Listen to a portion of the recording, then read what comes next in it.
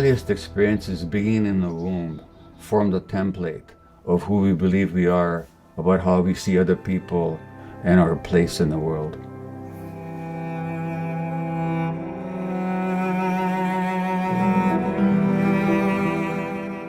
When I see human faces, I see beauty, I see tremendous suffering, and enormous potential for transcendence.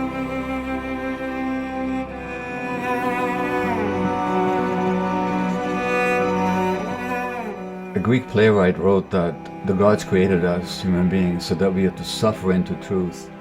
Our job as human beings is to learn from our suffering.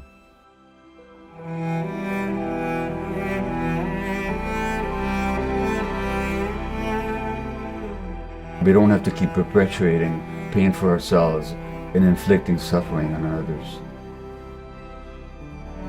In working with so many people, I've learned that working through trauma can teach us so much wisdom and can reveal the beauty of our existence that because of trauma we had lost sight of.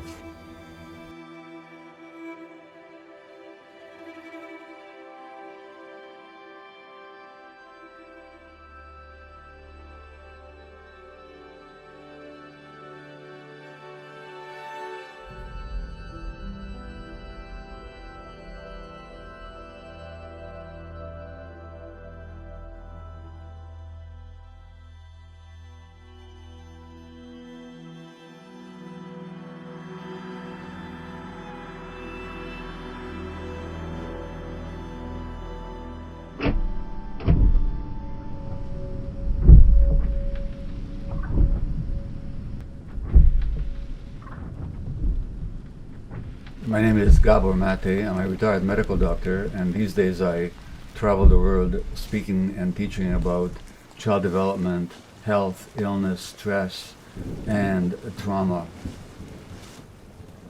And speaking about trauma is really part of the zeitgeist these days, and I'm very passionate about it for a simple reason.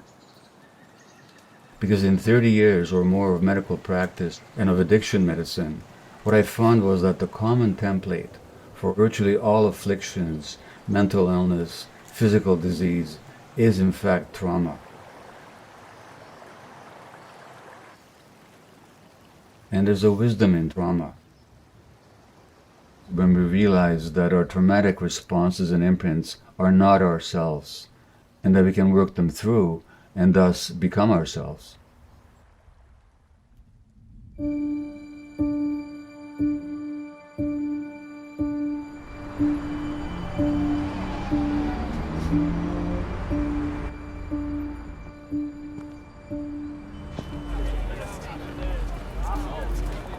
Virtually every week there's a study that more and more people are needing or seeking help for mental health issues. More and more youth are diagnosed with anxiety. Many more kids are diagnosed with the whole plethora of childhood conditions such as ADHD, attention deficit hyperactive disorder. Depression is rising. Youth suicide is rising. Addictions are rising. Genuinely, it's an epidemic.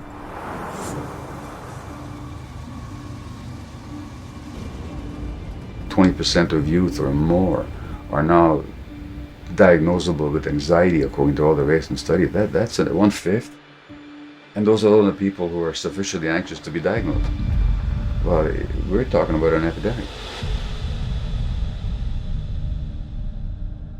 When you grow up in a circumstance like I grew up, you're waiting for somebody to scream at you. You're waiting for something to be thrown. You don't know if you're going to eat. You don't know if you're going to be evicted. So you're constantly anxious and stressed. I used to think this was a rarity.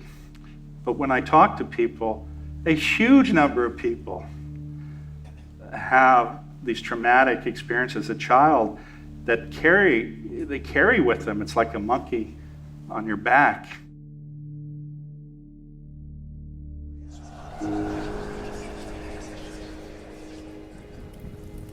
Trauma is an overwhelming threat that you don't know how to deal with. So trauma is not the bad things that happen to you, but what happens inside you as a result of what happens to you.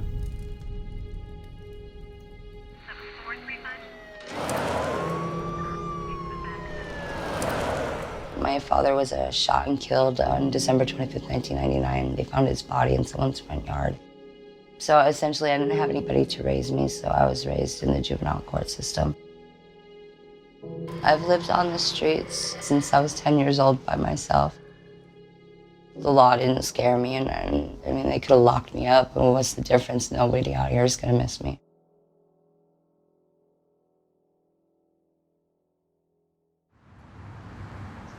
My mother, alcoholic, bad alcoholic. Blame my father, sex addiction. His sex addiction ruined our whole family. You know, cheating caused divorce.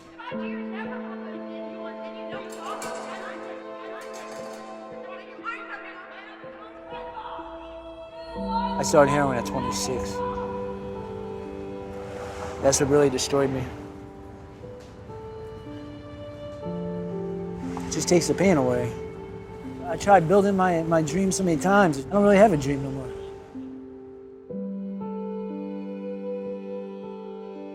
So trauma fundamentally means a disconnection from self.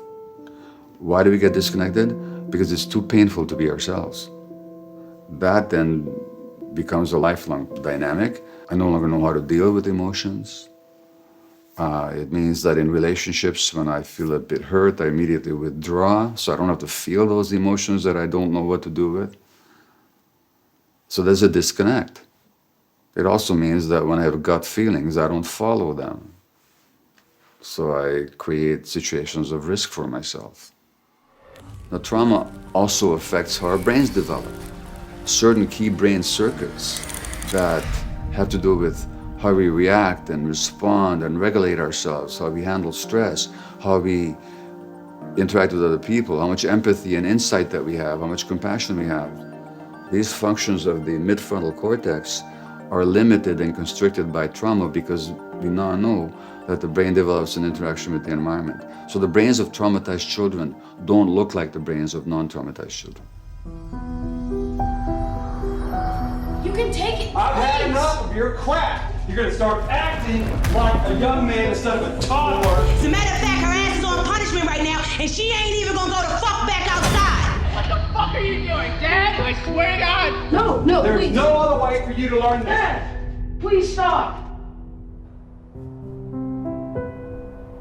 During your first 18 years of life, if a parent or other adult in the household often or very often would swear at you, insult you, put you down, or humiliate you, step inside the circle. If a parent or other adult in the household often pushed, grabbed, slapped, or threw something at you, step inside the circle. If a parent or other adult in the household often or very often ever hit you so hard that you had marks or were injured, step inside the circle. If you often felt that no one in your family loved you, step inside the circle. Step inside the circle.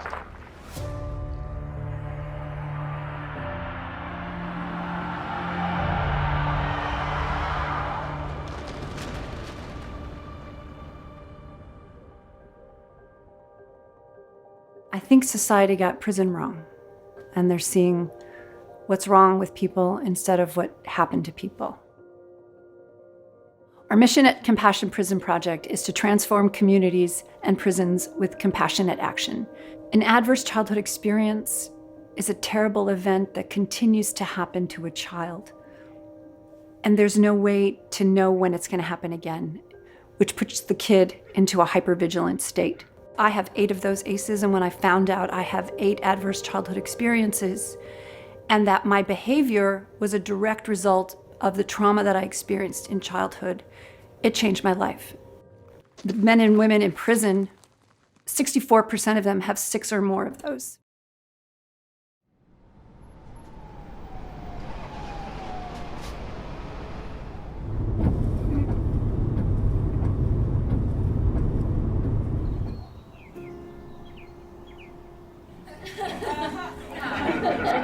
No.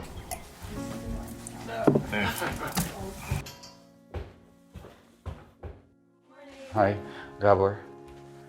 Monique. Hi, Gabor. I feel like I'm in a throne. I want to talk to you guys about why you think you got addicted, about what may happen to you as a child, the way you saw yourself as being deficient somehow. I was kidnapped at 16 and sold off. So that's a trauma that's just something that's in my life that you can't turn around, right? And Kidnapped by who? there's a taxi driver who took me and a girlfriend when we were 16 and held us for 6 months in a motel and sold off my virginity.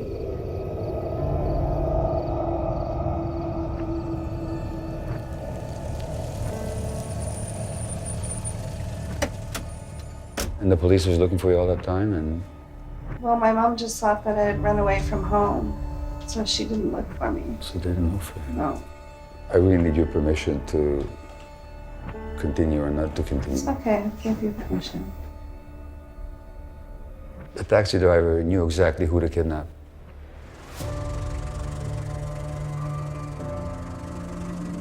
The predator can always tell who's without protection. Anybody hate you as a child? Yes, my father. He would spank us and take a belt to us. Do you remember how that felt to you? Like, I just remember the pain of it. Instead of thinking, oh, why did I deserve this? I just remember the pain and the... And how long did that go on for? Went on until I was approximately 16 and started fighting back. So 10, 11 years. Yeah. Okay. Let's say you're the mother of the 5-year-old, and this 5-year-old is being hit with a belt. And she's in pain. She doesn't understand, you know, and then it just hurts. And it hurts emotionally. Because this man who's supposed to love me is beating me. So when you're being hit like that, there's only two possibilities. My father's a bad person or hates me, or I'm a bad person. So your only protection is to believe that, oh, I'm not lovable. Let's say you're the mother of the 5-year-old. Who would you want that 5-year-old to talk to? Myself. Okay, who did you talk to? Nobody. That's the trauma. In other words, by the time you're 5 years old, you're completely alone. What I'm suggesting really, Alicia, is that your mother was traumatized too. Do you know anything about her childhood? And she was abused as a child as well from an alcoholic father. You see, she learned in her childhood not to pay attention to her feelings. That's the only way she could survive. So the reason she didn't know is not because she didn't love you, but because she herself was shut down inside. And so that's what I'm saying, it's multi-generational. Mm-hmm. Okay? Yeah. You can't pick out who's at fault here. It didn't begin with anybody. It goes on and on and on, from one generation to the next. We were talking about the effects of slavery on our behavior. And I'm gonna be honest with you, I ain't agree with it when I first heard it. But then when he talked about the discipline, I had a flashback of how I used to get whipped with a bullwhip, naked. I didn't put the two and two together, but I realized, you know, that's how slaves was whipped. Because it was generational trauma passed on from one mother to another mother to another mother, and it passed on to me. I still got marks on my legs and stuff behind that. And I just remember there was no one I could run to, no one could help me. And she just was telling me how much she loved me, and she cried and she beat me with a bullwhip.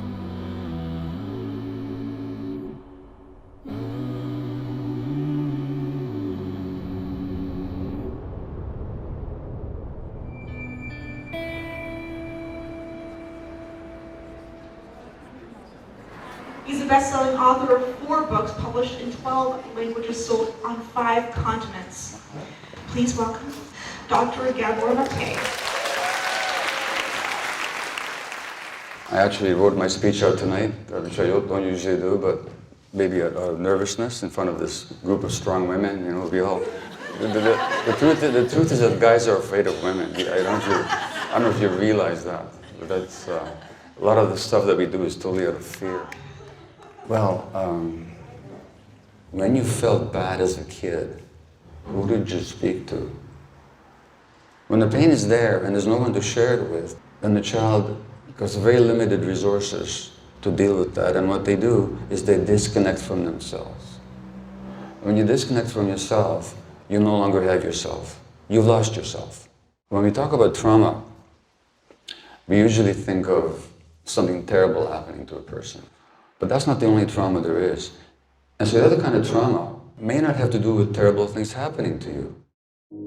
Most people look at my childhood and, damn, you had an awesome, childhood, and because I had everything, we come from upper middle class, and in Idaho, and I got everything given to me, but that was their way of parenting. They give me everything so I'd shut up and wouldn't bug them, because they're always too busy, they're always working.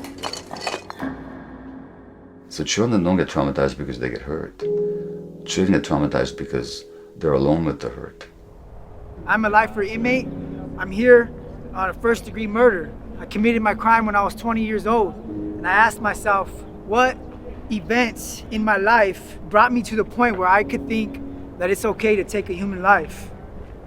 And it had to do with a lot of adverse childhood experiences. My main one, as to why I started going downhill, was being abandoned by my father. I looked up to him. I wanted to be just like my dad. He was my hero. But when I turned 8 or 9 years old, he got deported to Mexico. And that devastated me. As a kid, my mom used to tell me, mijo, pray to God that he'll come back. But he never came. A baby that you don't pick up will actually die, even if you feed them and you change them and look after them, because they get overwhelmed by their feelings and they get overstressed. And so the baby needs the mother's and the father's brain to regulate her own brain, to regulate their emotions. It's not just that you're overwhelmed, it's also there's nobody there to hold you. There's a huge school of thought in North America that teaches mothers to help their babies sleep by ignoring their crying. Never mind the mother's milk.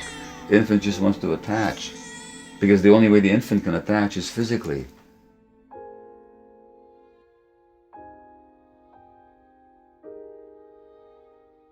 When he's not being held, he's not being attached to.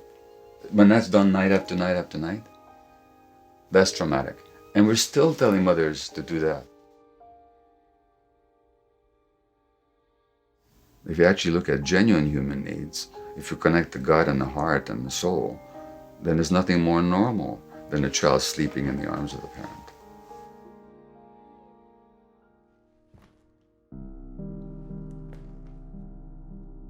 So I've often thought about the sources of my own issues. An infant, 2 months of age, in Hungary, when the Germans, the Nazis, marched into a country and they began to exterminate the Jewish population. So that was my first year of life, with a terrorized mother, grandparents killed in Auschwitz, a father away in forced labor, anti-Semitism, the ever-nearing shadow of annihilation, and ultimately a separation from my mother. I was a little short of 1 year old when my mother had to hand me to a stranger in the ghetto of Budapest and send me away to some relatives in hiding, so we didn't see each other for 6 weeks. And she didn't know if she would live or not. In her diary, she said that this is the hardest 6 weeks of her life. That was the experience of the first nearly year and a half of my life. And sometimes I thought, well, gee, I must have received a lot of love at the same time, otherwise I'd be a lot more crazy than I actually am.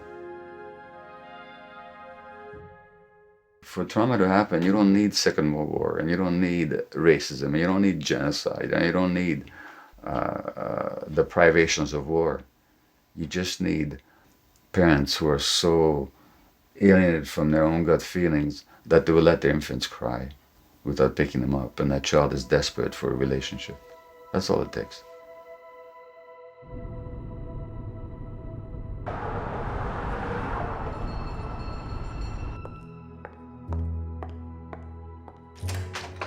Well, hi. Alice, hello. Welcome. Gabor.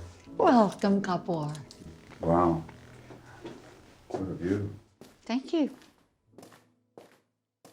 For me, being a drug addict, the deep down need to escape, I think is almost into a more realistic place than the insanity that we see, the chaos we see around us. You know, I just wanted that place all the time. I can really talk for the 37 years I've been recovered and have had slips. In the program, quote, AA. And what's the fear? Well, the fear is I'll be abandoned. You know, it's back with the Homo sapiens. I'll be thrown out of the cave. What is your fear of being abandoned? Well, naturally that I'll die unless I do all of this stuff for other people. When you do all this stuff for other people, what are you doing to yourself? I'm abandoning me. Yeah.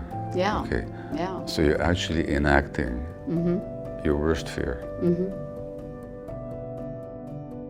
I was the youngest of 5, very ambitious family, very successful, except everyone's alcoholic. I go in the bar, they're drinking.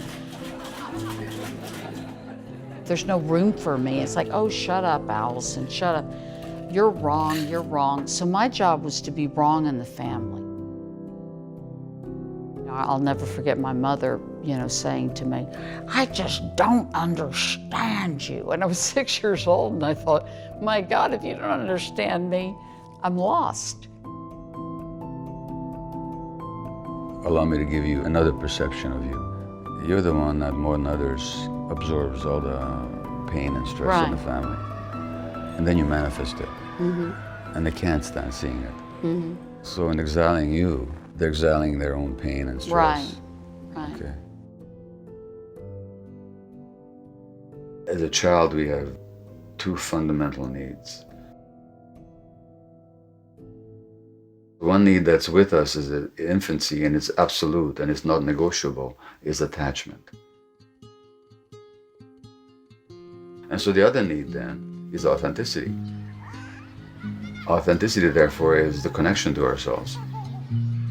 Because without authenticity, without a connection to our gut feelings, just how long do you survive out there in nature? So authenticity is not some new age, pseudo-spiritual concept. It's actually a survival necessity.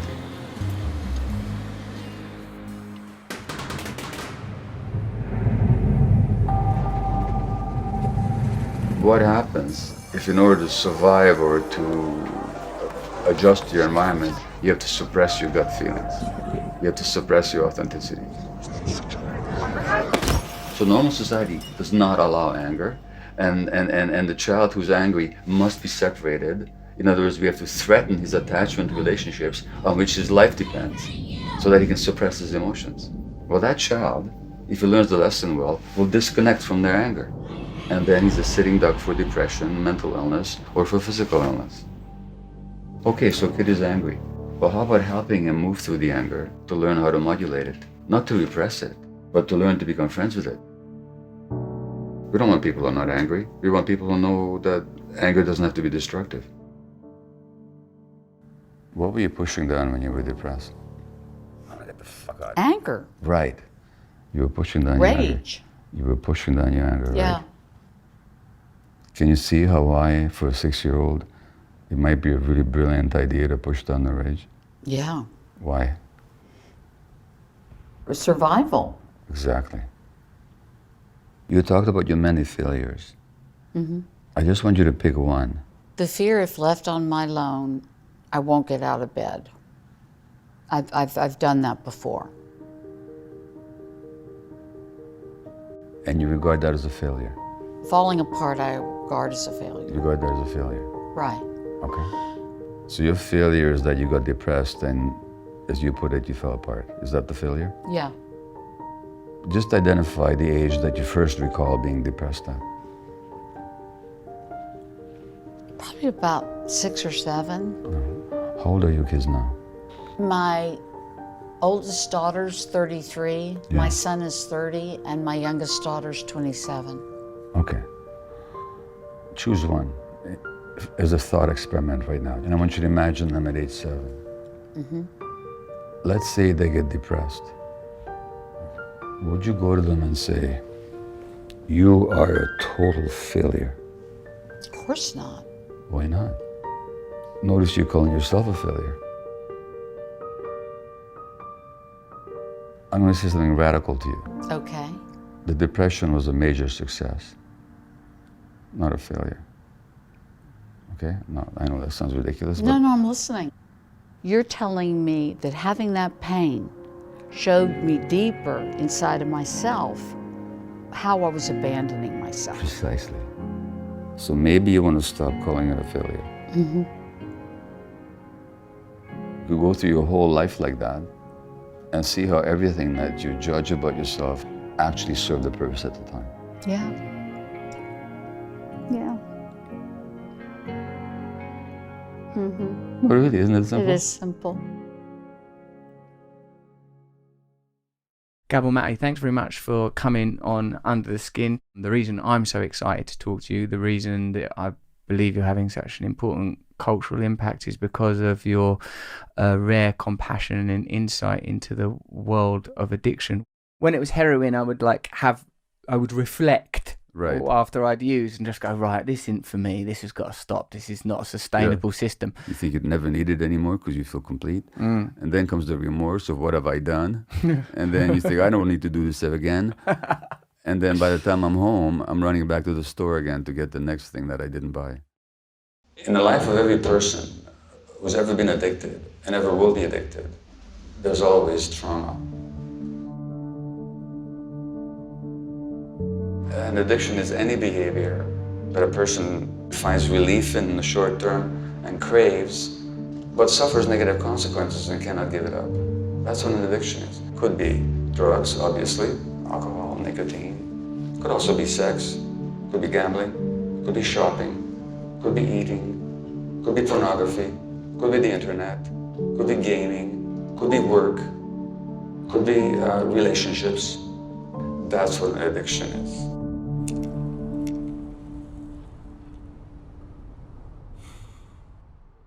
The first issue is not why the addiction, but why the pain.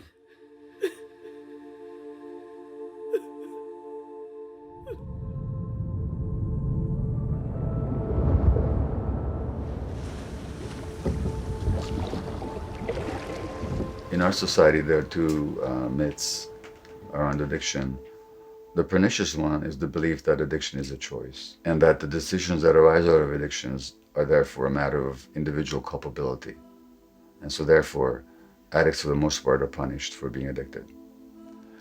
Now, the other belief around addiction, but still misleading, is that it's an inherited disease. It's a biological disorder of the brain. That belief is more humane, much more than the choice belief, because at least if somebody inherits a disease, they're not to be punished for it, but they're to be provided with treatment as with any disease.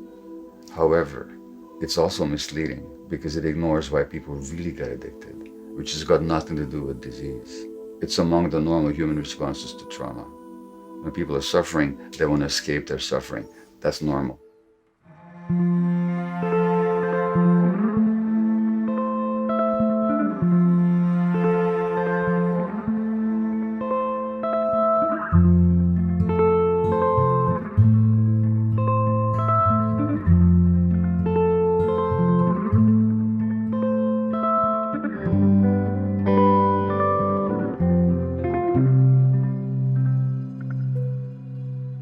My name is Juta Pornchello-Sheep. I'm 43 years old. I come from a family of Thai restaurant owners. I moved away when I was 14. I was never good enough. I mean, I think if I had parents who didn't really care and was lenient, I don't think I would have really got right into it and really got addicted. I might have just, tried it once or twice. But I think the pressure was on from the upbringing and having to feel like I had to achieve and be the best at what I did. An A student. And so when I moved away, I really wanted to prove not just myself, but to them that I was more than what they saw. I did apply to Stanford University. That was my #1 choice. I was disappointed I didn't get in. And San Francisco State University was my second choice. And while there, I did do the same things that I was doing when I was in high school, playing for the NCAA, singing choir. with doing so many things, pledging sororities and being different club members, I'm saying I was just trying to find my way in the world. And then I started to work at the nightclubs here. And so I think that's when I really evolved, because I wanted to do everything. I wanted to go to school, wanted to work, but I needed to do homework as well. So the pressure was on then. So then it got into heavier drugs, so I needed the meth to stay up. I think our society just doesn't understand addiction. Without the addiction, they felt incomplete. They felt this huge emptiness inside. And so the addiction was to complete themselves and to somehow temporarily cover up the emptiness. Why the finger pointing?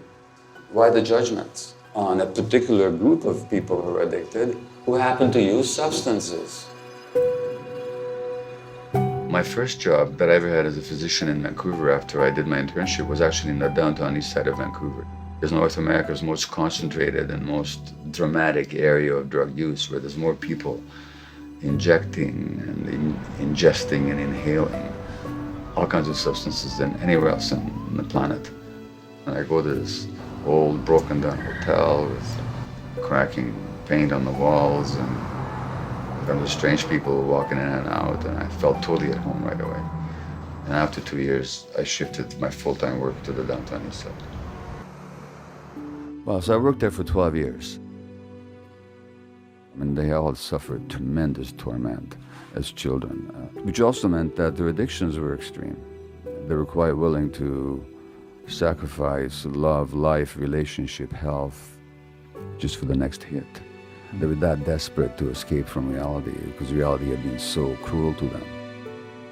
We were dealing with people with severe infections. They would inject drugs that would give them abscesses not only in their skin or their muscles, but also in their brains, in their spinal cord, in their joints.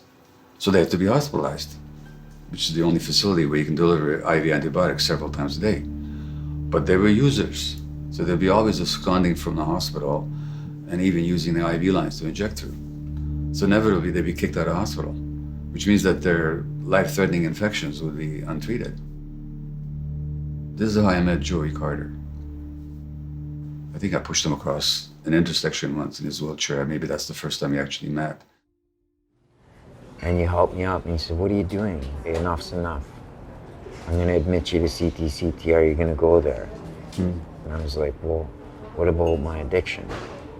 And you said, "Well, what are you using?" And I said, "Well, I've been using morphine and mescaline." I said, "How many will you give me a day?" You said, "As many as you have in your pocket."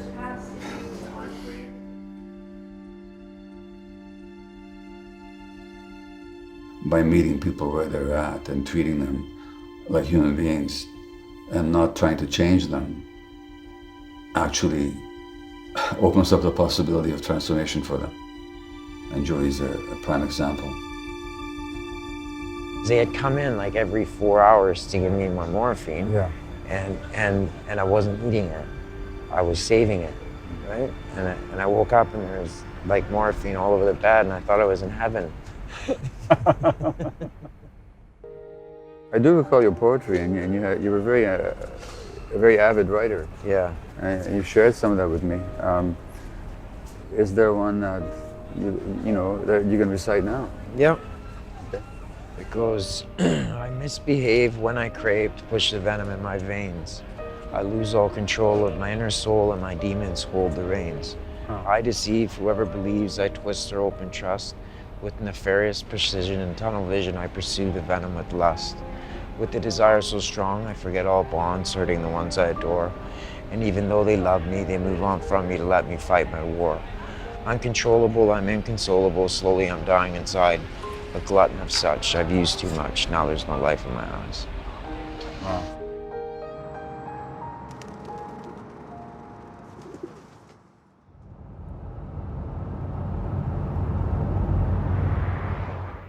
I want to talk to you guys about why you think you got addicted. Like, what did it do for you in the short term that you wanted or that you appreciated?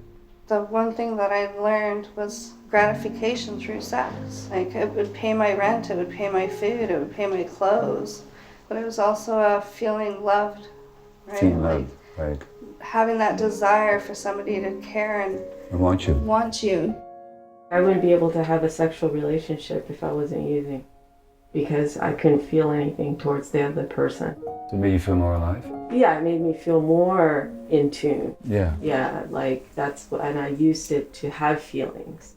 I didn't feel pretty, I didn't feel like, and as soon as I would do a little bit of drugs, my self-esteem would instantly go up. I did so much sports and was on such a strict schedule that when I started to use in like grade 8, grade 9, like I was free. So freedom, sense of aliveness, completion, self-esteem. These are all wonderful things, aren't they? When they talk about addiction being a bad choice, I say, no, it isn't. It's actually a solution to a problem. If we understand that the addiction is not the primary problem, but really a response to trauma, then it becomes obvious that in order to heal addiction, you have to heal the trauma. But it means that you see the wound that's driving that person.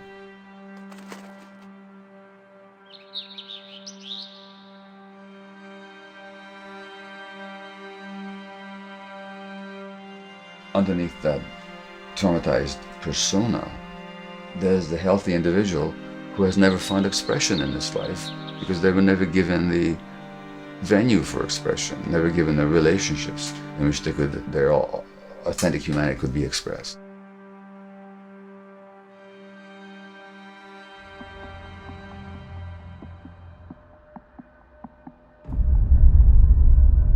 Are we free?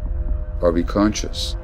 Are we making a decision based on full awareness, or are we driven by unconscious dynamics that we've inherited or that we developed as a response to childhood trauma?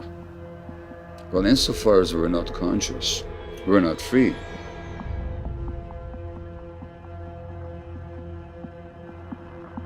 We have then a social structure that induces trauma in a lot of people, therefore it induces escapist, addictive behaviors in a lot of people, and those inner trends line up with how society looks like on the outside, so therefore all this looks perfectly normal and perfectly natural. Fundamentally, the message is that with our minds we create the world. So if I have a worldview that the world is a horrible place, then I'm going to live in a world where I have to be aggressive, suspicious, competitive, and make myself as big as possible so I don't get eaten up. So I have to be grandiose and cunning, because that's the world I'm living in.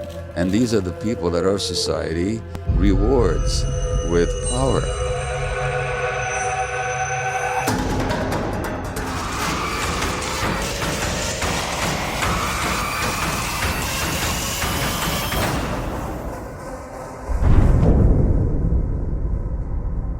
Do you think that the inability of these individuals to manifest real change is a demonstration that what we have are deeply entrenched and traumatized systems that are predicated on unconscious choices, unconscious drives, and that the system will not alter itself from within itself, but will sustain itself, and it's only sort of new radical ideas that can alter it? That's exactly what I'm saying. Large segments of the economy survive because people buy things that give them temporary pleasure but do them no good whatsoever in the long term. In fact, are even harmful. I mean, we're going so far as to destroy the earth because of our addictions.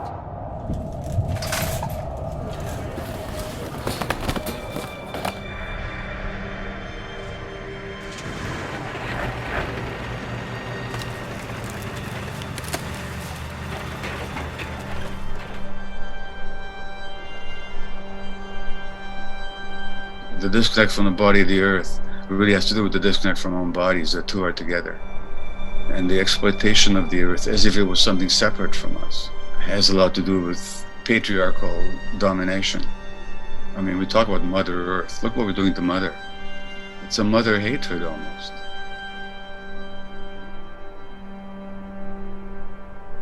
It speaks to a blindness and a passivity, which itself is a marker of societal and collective trauma.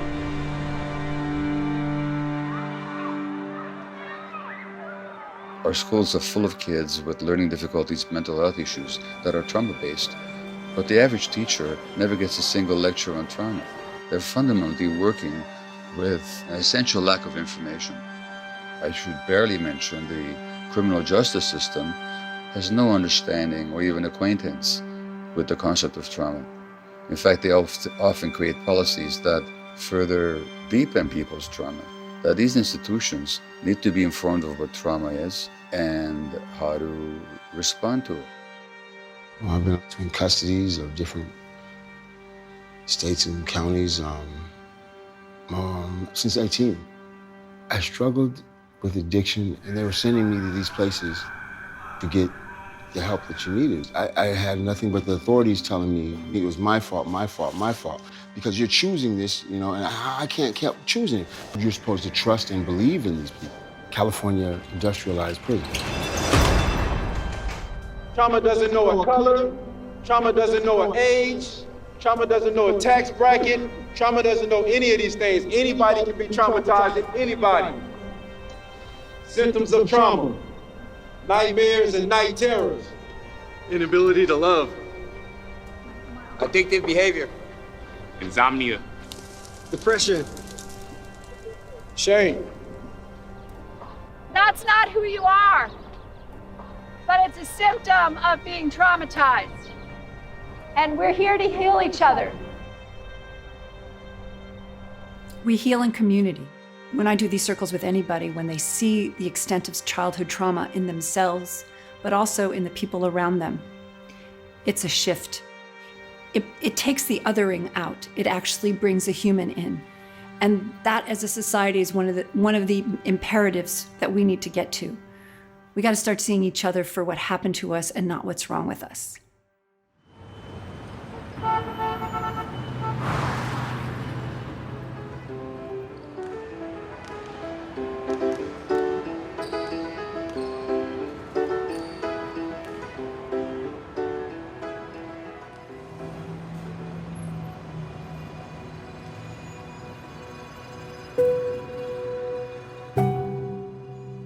My name is Romy Nottage. I am the Senior Director of San Francisco and Social Innovation for Downtown Streets team. That is changing the lives of people who are currently homeless through the dignity of work. Labeling people as just drug addicts, it's deeper than that. They probably at a younger age have been reinforced that their value is not as significant as others. The pain is the root cause of people trying to feel comfortable in this world. Using street drugs is a method. It is a behavior to support something that is uncomfortable.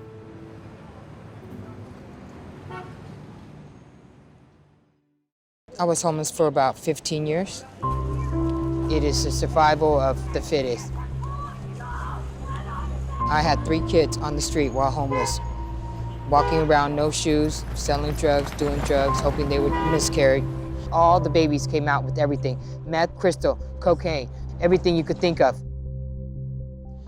I did utilize those 3 moments in time where I had those babies to just rest up in a nice place and eat a hot meal. Just basically took a shower those 3 times, because while I was homeless, most of us don't shower, maybe once a year, if that. But I was lucky I had the same foster mom. All 3 boys, Albert, Judson, and James, are all thriving. They're very healthy. I did fight for them, don't get me wrong. I did try to fight for them, but I wasn't ready to give up the drug life.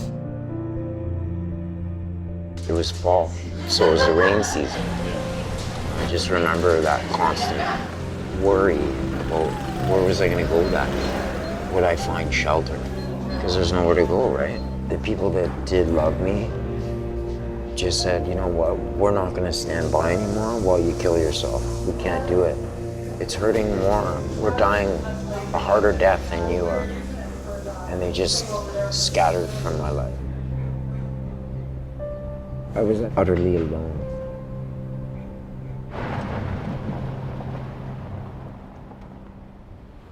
I've been in the city on the streets now for 4 years.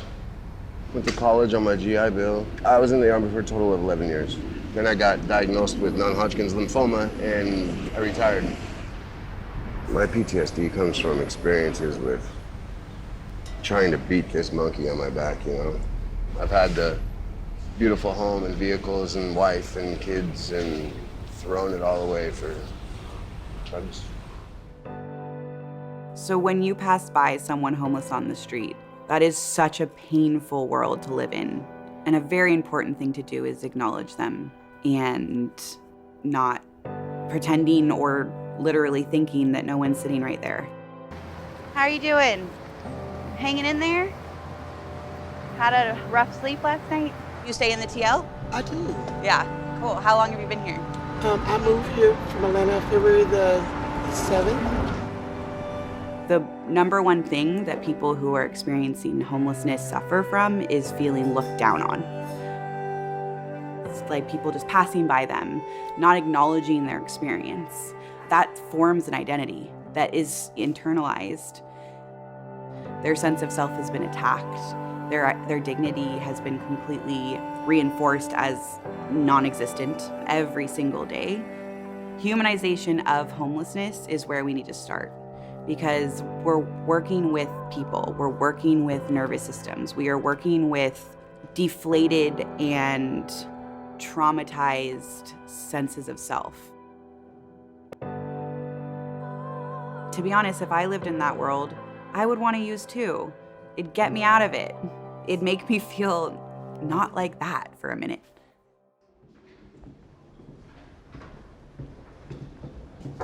Hey, Dwayne, you home? It's Tessa. Hey, how are you? How are you? I'm Tessa. I'm a harm reduction specialist at Abode Housing Services. I help people move through the pain of their addiction, regain dignity. So, oh my gosh, your place looks amazing! I took this job because of the harm reduction approach where people get housing. You don't have an agenda, you must do this or that in order to access housing. You're worthy of housing because housing should be a right. When people get housed after they've been outdoors for 7, 15, 25 years, whatever the number is, you're alone. You don't have survival to do. So this is when I'm starting to see everybody's pain start surfacing. And people are starting to have, you know, more challenges and emotional challenges than they did out on the streets. Dr. Gabor Mate, when I found his teachings and specifically the realm of the hungry ghost, kind of changed my outlook in life. I'm very dear to this work.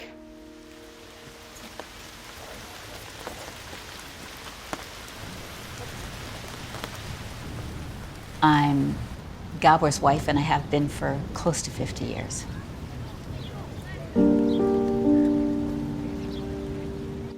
I met Gabor in October of 1967 when I was a first-year student at UBC. I saw in the student newspaper that they were looking for cartoonists, and I draw. I walked into this small room, and he's sitting there reading a book, and I said, my name's Ray. I'm supposed to draw you. Would you mind just sitting there? This is it.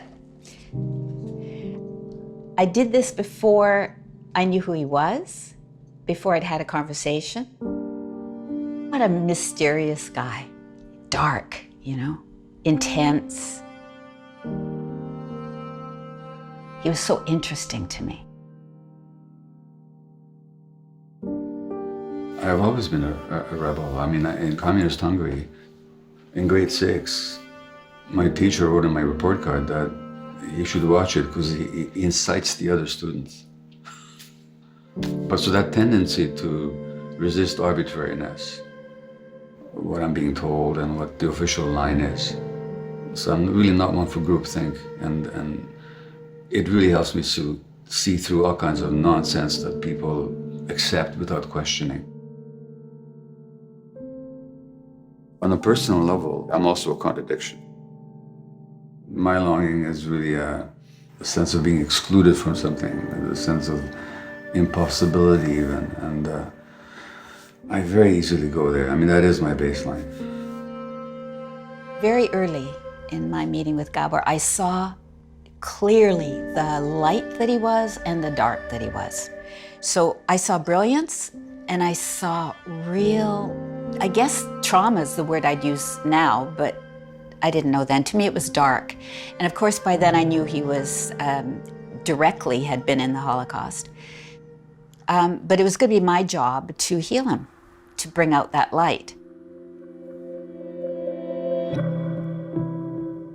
I really believe that the purpose of marriage is to actually go back to the original trauma, which comes from the family. I married a man who was so much like my father. My scientific interest as well has been having to do with my own trauma. Because in my 40s, I was a very successful physician, and I was a national columnist for a Canadian newspaper, and I was the head of the palliative care department at a major Canadian hospital, and I was depressed and alienated in a difficult marriage, and my children were scared of me, and I didn't like being alive. Well, there's just nothing more frustrating to be in a situation to see him out there doing this amazing work, just the healing and the wisdom and the support, and then come home and be completely exhausted, irritable, and then I get the negativity.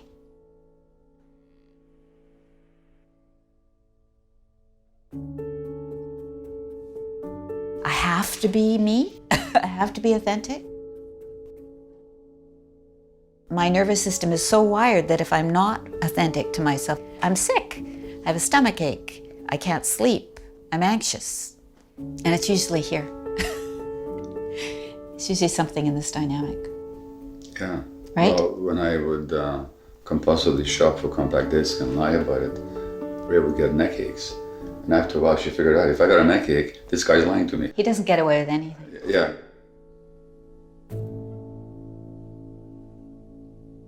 How are you, Gabor Mate, not processing your trauma? How am I not posting it? Yeah, because like if you're not doing it, that's like Steve Jobs going, I couldn't get my phone to work. That's another traumatized person, by the way, Yeah. whose cancer has everything to do with the childhood trauma that he experienced. But that's another book and another story. So you sort of a bit like in The Matrix when Neo sees everything's made out of numbers. You look at people and you see all their trauma and damage. That's what I see. Until I realized that I was traumatized, which really wasn't in my late 30s and mid 40s. And I began to realize that it didn't have to be this way, that there were reasons for it. And I started looking for those reasons. So I started waking up fairly late in life. I was a driven workaholic doctor. Now, why was I a driven workaholic doctor? Because the message I got as an infant is that the world didn't want me. Now, how do you deal with not being wanted? You make yourself needed. So if you're traumatized and if you don't think you're lovable, my God, go to medical school. Now they're going to want you all the time. When they're dying, when they're being born, every moment in between.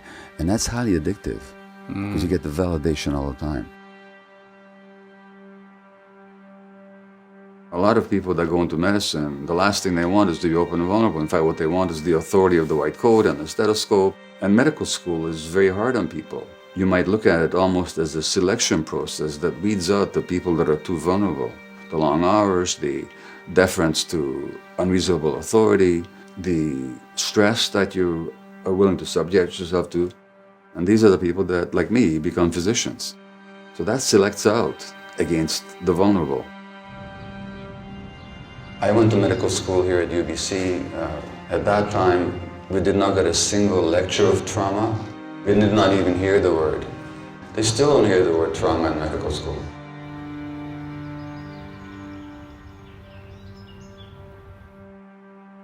So I've looked at the whole range of human experience from birth to death, because I've worked in obstetrics and I've worked in palliative care and everything else in between. The modern medical paradigm in practice separates mind from the body, and it separates the individual from the environment.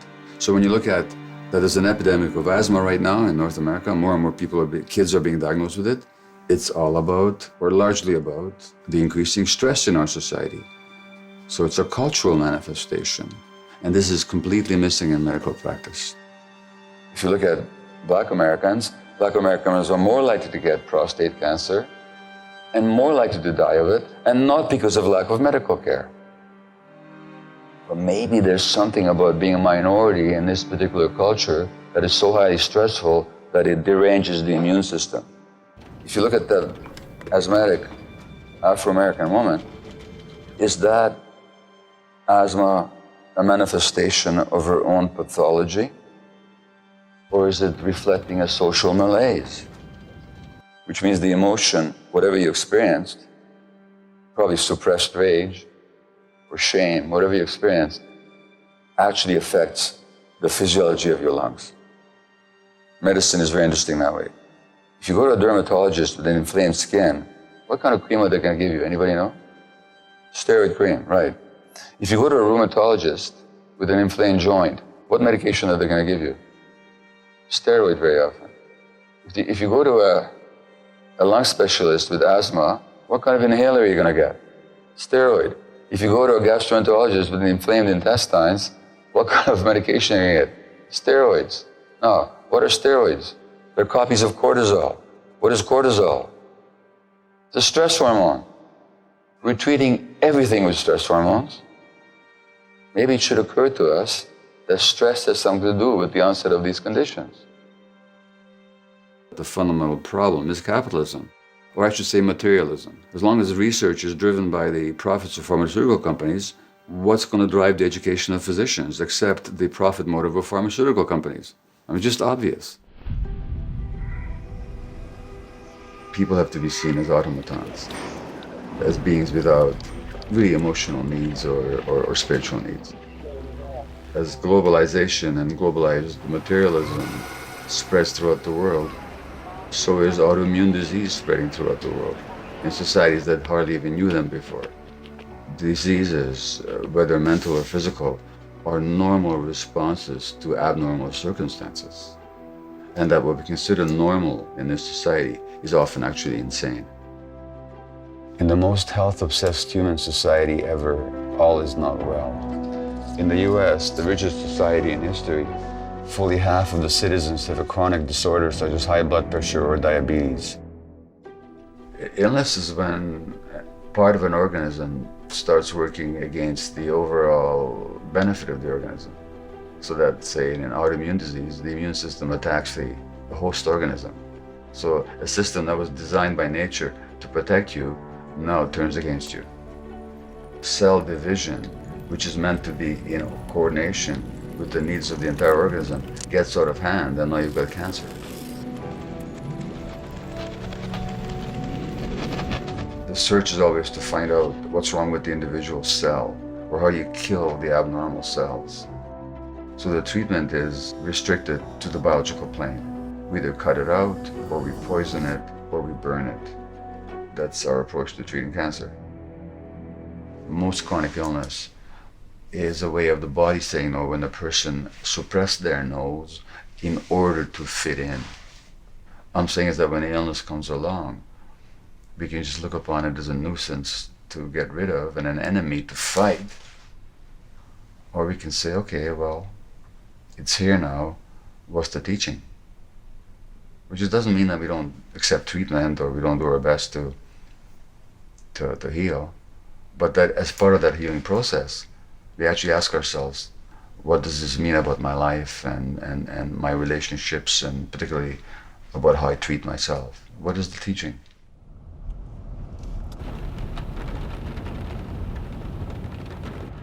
My name is Tim. I'm 51 years old. I was given a diagnosis of prostate cancer about 1.5 years ago. We actually had a full radical prostatectomy.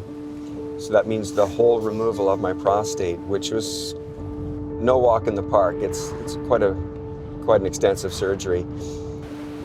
In October, they did a bone scan and found that there was multiple areas in my spine, ribs, and some pelvis that the cancer had metastasized to, which was devastating to me at the time.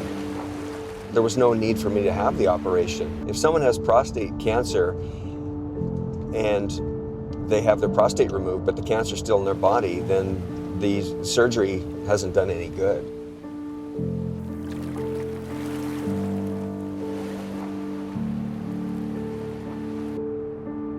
There was no root cause analysis of why I got it. What I soon discovered was that everything was a Band-Aid.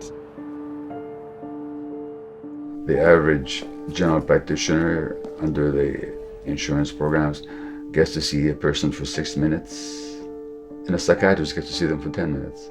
What can you do in 10 minutes? You can adjust medications. And the average psychiatrist today is not trained in psychotherapy.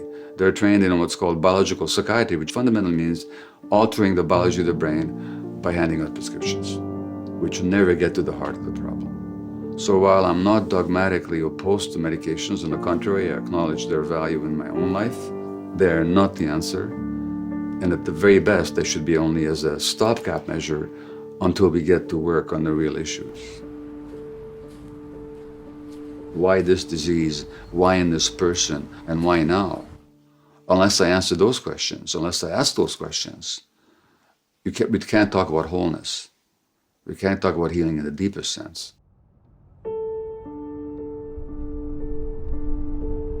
I grew up in a family with a father who was very angry and never even realized it, because for me it was just natural and normal. As a kid, I didn't know any different, and I was very scared. Anytime I acted out in anger, it always backfired, so I could never express that anger. So I decided to go more on a healing journey myself and try to find out what could I do myself to be able to maybe cure this thing, or at least live longer, feel better, and address it at many different levels. So I turned to ayahuasca mainly because of the anxiety and realizing, like, what's a deeper spiritual reason that I got this diagnosis? Why did I get this cancer? I got more out of ayahuasca in one journey than I probably did in 5 years of psychoanalysis.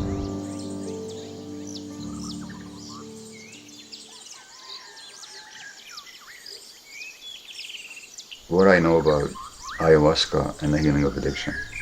Ayahuasca being an Amazonian brew, which has got psychedelic qualities. It can induce visions and deep experiences.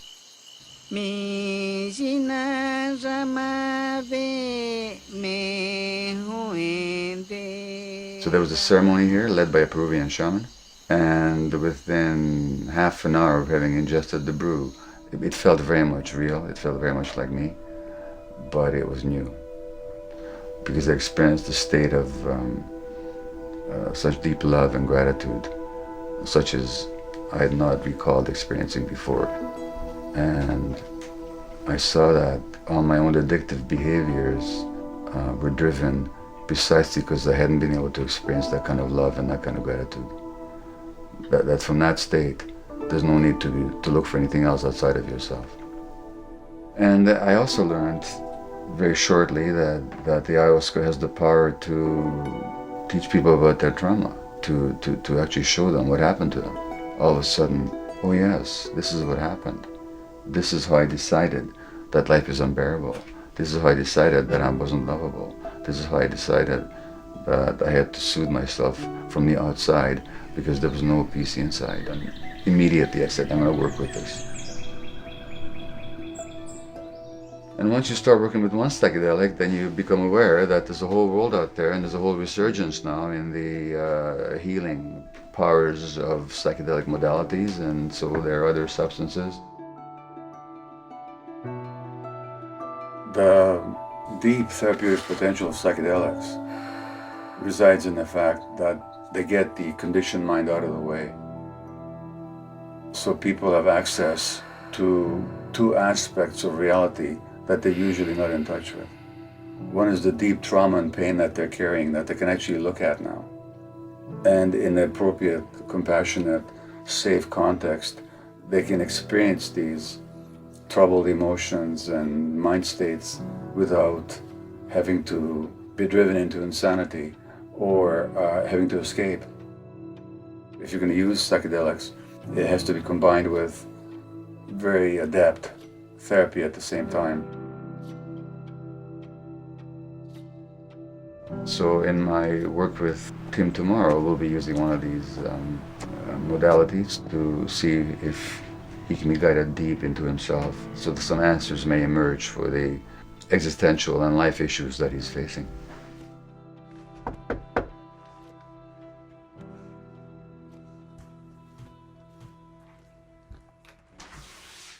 Hey, Tim. Hi, Gabor. Come in. How are you? Good, thank you. You all set? Yeah, I'm all set. Okay, come on in. The medication will take about half an hour to take effect. When you're ready, just ingest it. You've been diagnosed with prostate cancer. Correct. And stage 4 means that it's spread to elsewhere in the body? Yes, it's spread to bone.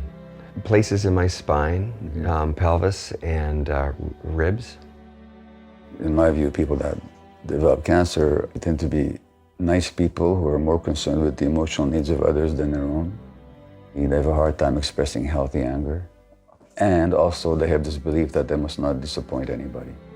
How do you feel when you perceive that somebody is not seeing you, is not listening to you? I felt very sad.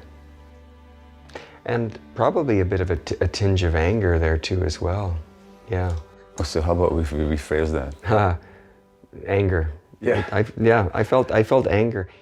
What do you feel in your body when you say those things? Just check in with your body. What's happening there? I feel a little bit energized from it.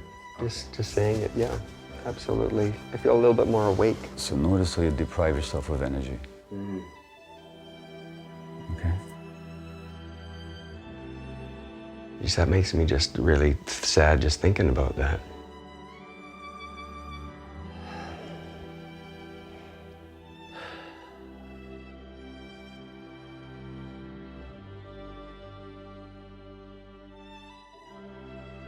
Man, it feels good to feel. But underneath that, I just feeling this frustration. Fuck, it's too much energy to. I've been holding on to contain that. Like I'm pissed off. I have to keep fucking focusing on all this shit, working on myself.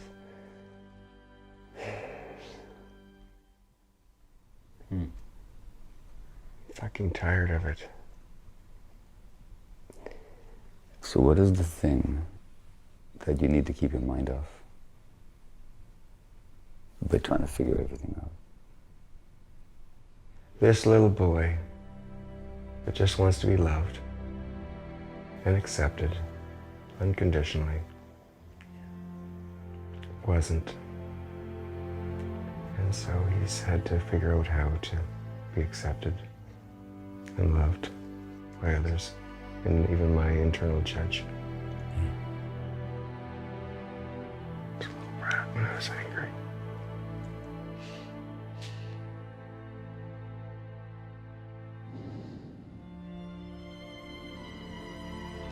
You can stop all this work. You can just actually just be here and with whatever there is.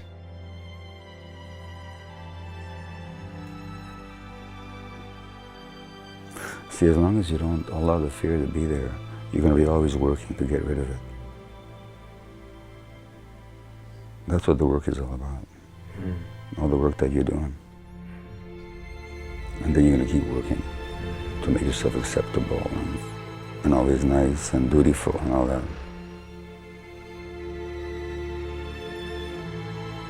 Or you could say, okay, the fear's there. I'll let it be there. I'm big enough to, there's enough space here for it to be a part of me. It just seems too easy. Yeah, it's got to be a lot more complicated than that.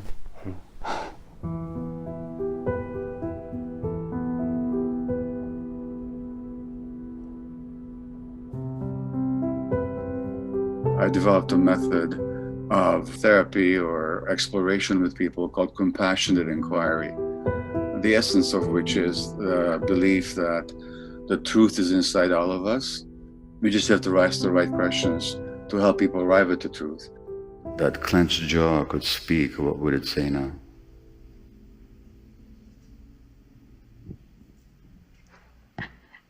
I don't want this anymore.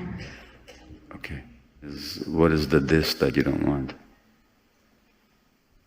That's what I don't know. Look, if we didn't shut our mouth like this, what is it that wants to come out that we're not letting out?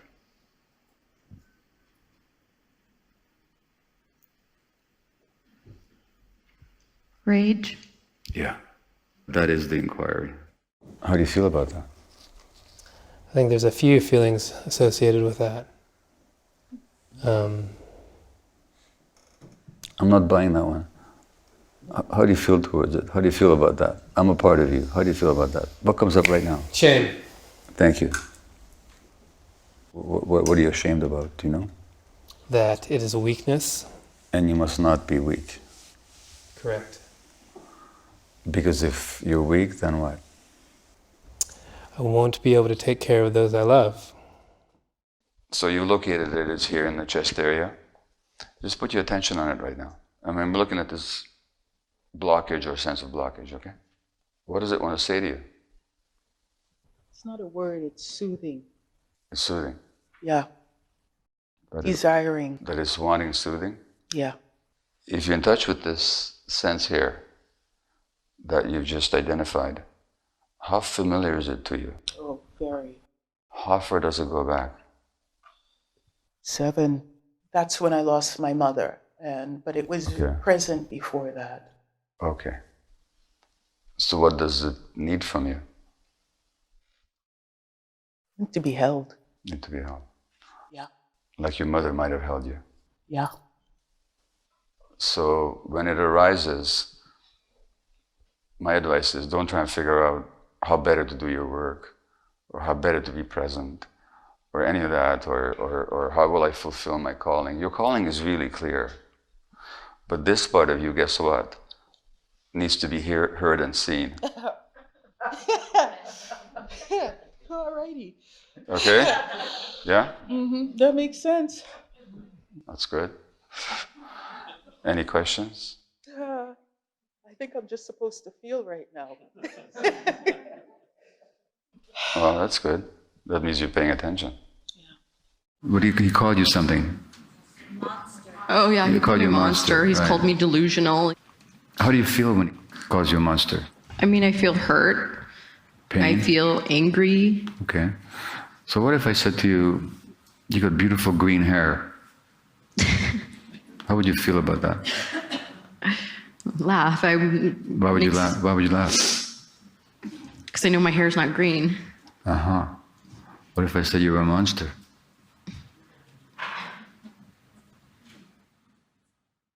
The feeling of the anxiety was so strong that I wanted to end it. Anything familiar about any of that? Are you trying to go back to childhood trauma?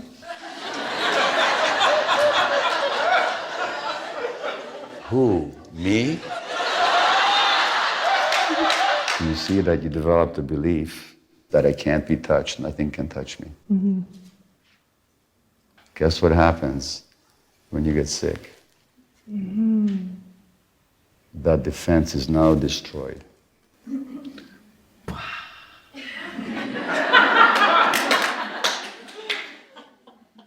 Wow. I ask people to tell me some recent episode when they're upset with somebody with their lives. And something that they're open to sharing. So it doesn't have to be anything sordid or thing, but just something, whether it's your spouse, partner, the bus driver, I don't care who. Sure. A friend. Okay, so what happened? Describe it? What happened, yeah. All right, there were a number of issues in my home, and I had hired someone to do these things while I was gone. Okay. And I came back and none of them were fixed. Okay. And your emotional reaction was? Anger. Anything else besides anger? I was disappointed. Disappointed is sadness. Let's go with that. Yeah. Okay. Mm-hmm. So I'm going to ask you a silly question. What were you sad and angry about? Well, angry that someone had made commitments to me and not fulfilled those commitments. What does that mean that they didn't fulfill their commitments? Meant that they didn't care about me. They didn't that they didn't respect me. So they didn't care about you and didn't respect you. What kind of person doesn't get cared or respected? I don't know. Someone who doesn't deserve to be cared for or respected. Exactly. Are there other reasons why this other person might not have done the work that has nothing to do with him or her not caring about him or not respecting him? So what other reasons might there be? He had a flight delay and got caught on Puerto Rico during a hurricane. Yeah, he's got ADHD. Yeah. He can't follow through. And any number of possibilities. Yeah. Now, of all the possibilities that you've just outlined, including that they don't care about you or respect you, which is the worst one? The one I immediately defaulted to. So let's notice something. I should say we, because we're all like this, we don't respond to what happens. We respond to our perception of what happens. Right. Okay? That's what the Buddha said. It's with our minds we create the world. Number 2, of all the possible interpretations, we choose the worst one. Thirdly, what I just said isn't true. We didn't choose it. It's not like you went through all these possibilities and you said... It wasn't multiple choice, I chose option D. Oh no, he doesn't care about me. He doesn't respect me. You didn't do that. Your brain jumped there automatically, right? The question is why? First time in your life that you felt hurt and angry that when you perceived somebody didn't care about you or didn't respect you? It's not the first time. Very good. And most people I talk to, it goes back way back. Yeah, this goes way back. Into childhood. Okay? And that's what trauma is. We don't respond to the present moment. We respond to the past. So who's the one that doesn't care about you and who's the one that doesn't think you're worthy of respect? No, it'd be me. It would be you. Yeah. So that's a learning. And that's the beauty of healing, is that when you reframe things and you actually see the source within ourselves, all of a sudden, that's liberating. Because guess what? If you're feeling that way because this guy did this or didn't do that, that makes you a victim. Yep. But if you see that you're the source, now you're powerful.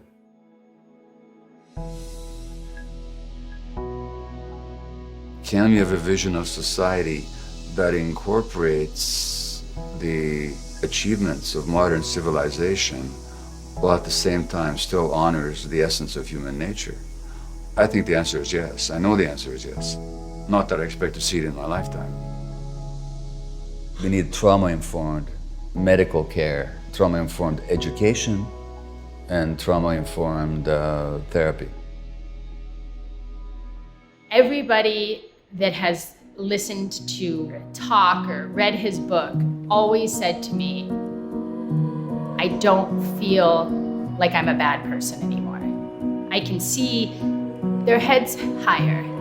Yeah, they're still using substances, but something inside of them is starting to change. That's their shame is kind of dissipating. Without me stumbling across his work, I tell you, I would have been a different person. Childhood trauma is key because once you understand that, you know you were a child and you didn't have help, and if it's about love, then why are we locking them up? Underneath that traumatized persona, there's the healthy individual who has never found expression in this life. If you see that, then you're trauma-informed. It's not a question of healing the trauma or of ever getting rid of the memory of what happened, but to help that person expand so that there's space for all those emotions. Dr. Mate, he allowed me to feel that what I was seeing was a humanistic crisis. It was a human not being identified in the light in which they deserve to be. We as caretakers in this world need to see the human in front of us, not the problem. We still have each other's numbers, so call me. Yes. Okay. All right, good to see you. Good to see you. All right, good to see you. How have you been? It cannot be a general construct of this is how we're dealing with people who are homeless. This is how we are dealing with people who are addicted to drugs. No, this is how we deal with Sarah. This is how we deal with Jose. This is how we are in relationship to each and every person experiencing trauma within their lives. That is what has been the essence to his teaching for me. Hi, who's this? Hi, Fang. How are you doing? Fang, are you his little companion? When we start the journey of being compassionate with ourselves, not only does it change ourselves, it changes our communities and our society. Today, I'm still healing. I'm still healing from my abandonment issues. I'm a lifer inmate. Being here today, witnessing all you guys' traumatic experiences gives me motivation, gives me inspiration to continue on the path that I'm currently on. Every human being has a true, genuine, authentic self. And that true, genuine, authentic self can never be destroyed. When people say you have a second chance in life, today I know what that means. So I performed for the first time singing after not singing in 20 years. So I performed in front of 400 people, and that was a dream come true. And I was able to reunite with my mother. When God blessed me with this son, my 4-year-old boy, Douglas, I made a promise to myself and I said, listen, I want to be a mom. I want to be a good mom. The baby's dad is also with me. He's my babysitter. I've been clean for the last 10 and a half months. Because you did, you made a difference in my life. Thank you for being in touch.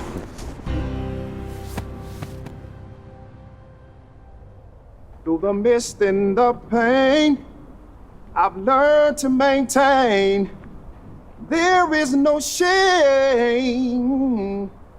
There is no shame.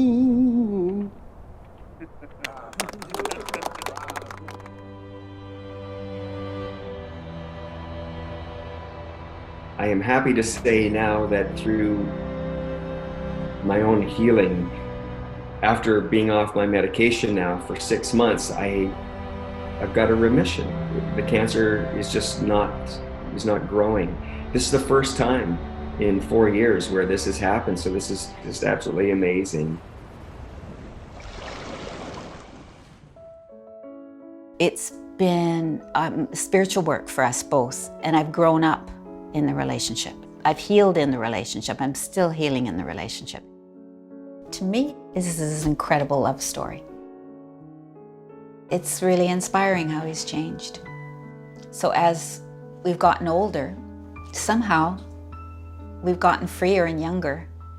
We just get closer and closer. It gets better and better.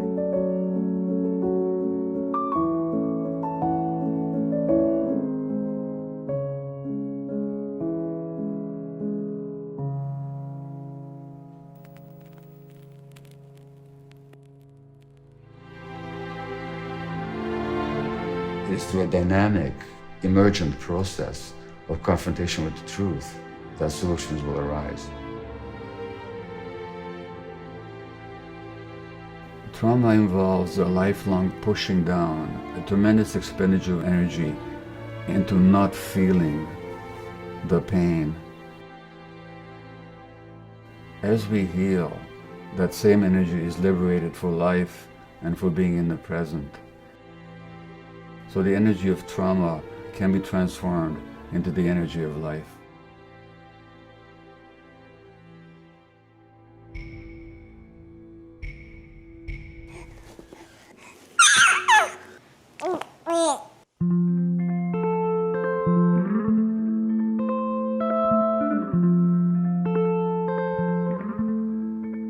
You can see it in the cars, it's playing on the radio, it's written in the stars and living in me. You can read it in the cards and hear it in stereo.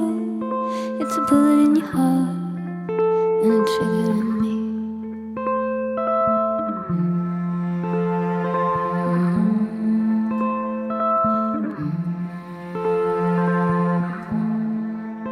You can see it in the young, they saw it on the video, loaded like a gun, it's aiming at me.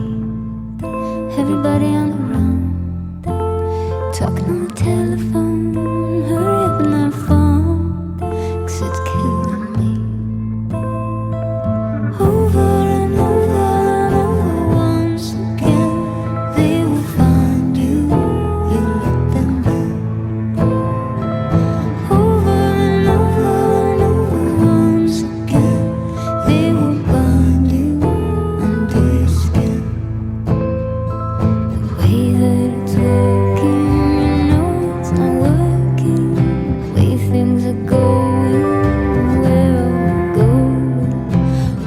does it matter? It's mind over matter.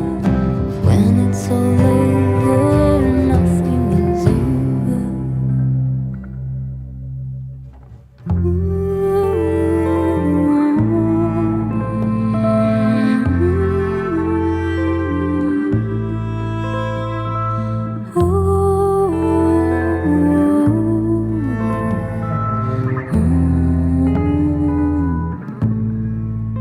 It's a devil in disguise. It's hidden in the media. It's a hunger in your eyes. It's feeding everybody with a lie. Coming from a satellite. I'm walking on a wire. Keep following me. Over and over and over once again. They will find you. You let them in. Over and over and over once again. They will bind you under your skin. But the way that it's working, you know it's not working. The way things are going.